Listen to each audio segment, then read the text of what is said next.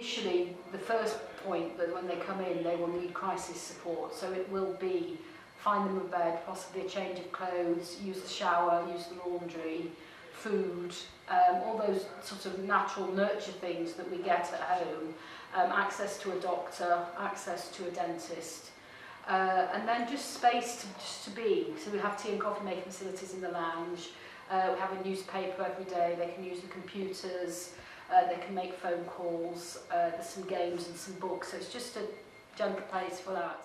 We'll do a development plan, and they can actually see, it's called an outcome star, and they can see the progress they're making on different aspects of their life, from financial through to social, housing, if the alcohol's one of their issues on there, see the progress they're making visually. But on top of that, we actually have a development pathway for them, and they can actually start to volunteer and look after their peer group. So they will actually look after the lounge area, or they will go in the kitchen and do the washing up.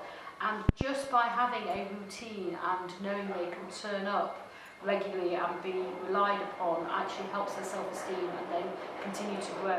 We do our best. We will actually look out opportunities for them, we will give them references.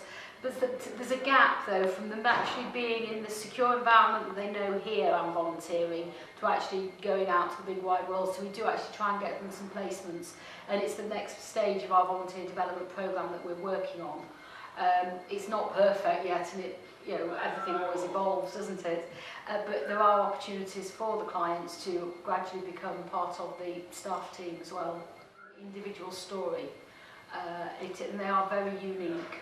And somewhere in their background you will find there has been some form of what we would call an abusive relationship, or relationships where they actually, their self-esteem has been battered so much they do not know how to cope with what we would call normal life.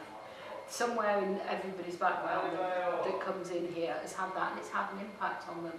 Some of them have been relationship breakdowns, you'd think normal lifestyle, maybe redundant relationship breakdown, too much stress, can't afford the rented accommodation after a while, but not coping because there's been some sort of mental breakdown, and gradually a spiral into not being able to cope. But there's others that have had, been kicked out of the house because mother prefers boyfriend to child.